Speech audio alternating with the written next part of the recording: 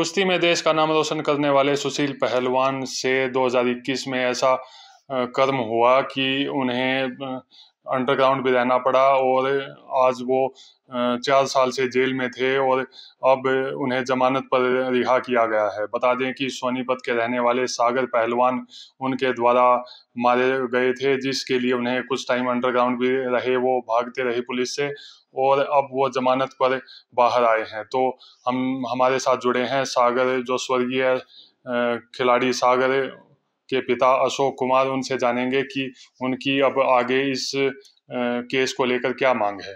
जी भाई, मेरे तो यही कहना है कि इसको जब तक पूरी गवाहियां नहीं हो लेती इसको अंदर रखना था। ये पहले भी जय बार बाहर आया है पैरोल पर, इसने सारे गवाह हॉस्टाइल करवा दिए हैं। एक गवाह है जी, मुख्य गवाह था, जो विक्टिम भी था, जिसके ऊपर 307 बन रही थी, उसने गवाही दी थी। उसने कोर्ट में सभी मुख्य आरोपियों को पहचान करी थी, तो उसके खिलाफ हरियाणा में 2 मुकदमे दर्ज करवा के उस पर प्रेशर डलवाया और प्रेशर डलवा के उसको भी हॉस्टाइल करवा दिया। जी, जब ये केस हुआ था उस वक्त भी आपके पास धमकियां आई थी, तो अब जमानत पर बाहर आने के बाद आपको कितना खतरा महसूस हो रहा है? भाई, खतरा तो है, ये गुंडों का टोल है। कोई असोदिया गैंग है, कोई जठेड़ी गैंग है, कोई कौन सा बवाना गैंग है, तो इसमें सारे गैंग शामिल हैं, सारे गैंग। और तो इसने बाहर के पहले वो बदमाश बुला के ही तो सागर को फ्लैट से उठवा के स्टेडियम में मर्डर कराया था। तो उसकी वीडियो क्लिप है, उस वीडियो में साफ आ रहा है ये। फिर भी इतने जघन्य अपराध में भी इसको जमानत देगी कोर्ट। तो आप क्या मांग करते हैं? मैं कल सुप्रीम कोर्ट में जा रहा हूँ, इसके खिलाफ याचिका दायर करूंगा जी। इसको जब तक गवाहियां पूरी नहीं होती इसको अंदर रखा जाए। मेरे ऊपर खापों का, रिश्तेदारी का दबाव डलवाया जा रहा है। भाई, भाईचारा बना रहे और रात को माफ कर दे पहलवान को। तो बताते हैं कि ये सागर जो था वो सुशील पहलवान के पास ही अपनी प्रैक्टिस करता था, तो ये मानते हैं कि एक गुरु और शिष्य का रिश्ता था।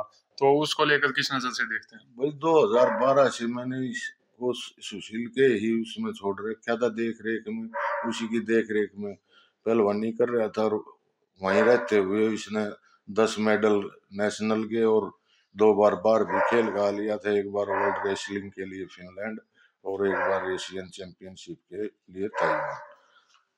तो आप अभी प्रशासन से कुछ सुरक्षा की भी गुहार लगाते हैं? हाँ, सुरक्षा के भी है जी। सुरक्षा तो जरूरी है, सुरक्षा तो मैं ही तो रहेगा इस केस में, और कौन है। गवाह सारे हॉस्टाइल करवा दिए हैं, तो इसके केस की देख रेख करने वाला मेरा परिवार ही है, और कौन। तो आपके ऊपर किस तरह के प्रेशर अभी डलवाए जा रहे हैं? भाई, राजनीति के भी फोन आए हैं, सामाजिक कार्यकर्ताओं के भी फोन आए हैं, खापों के भी फोन आए हैं। भाई, देख ले, राजीनामा कर ले, अशोक पहलवान को माफ कर दे।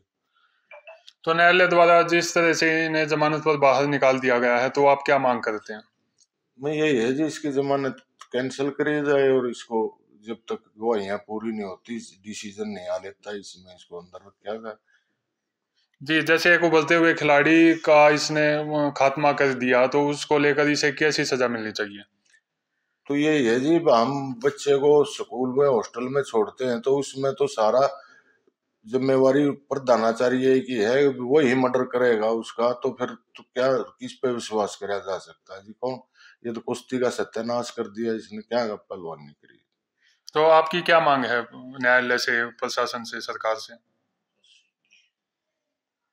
मेरी तो ये है जी, कम से कम आए इसको आजीवन कारावास तो हो, गवाह और सबूतों को देखते हुए। तो ये आपको लगता है कि कहीं ना कहीं अपना नाम का फायदा उठाकर गवाहों के साथ, सबूतों के साथ छेड़खानी कर रहा है? हाँ, बिल्कुल कर रहा है जी, ये सबूतों के साथ भी। और जब पूरा प्रशासन इसके पीछे लग रहा था, जब ये 1 महीने तक फरार रह गया, और उस तो ये अब कहाँ का घुमा, अगर ये भाग गया तो इसका कौन जिम्मेवार होगा? ये मेरा भी काम कर गया, मेरे परिवार का किसी के साथ हादसा करवा दिया, तो इसको कौन पकड़ सकता है?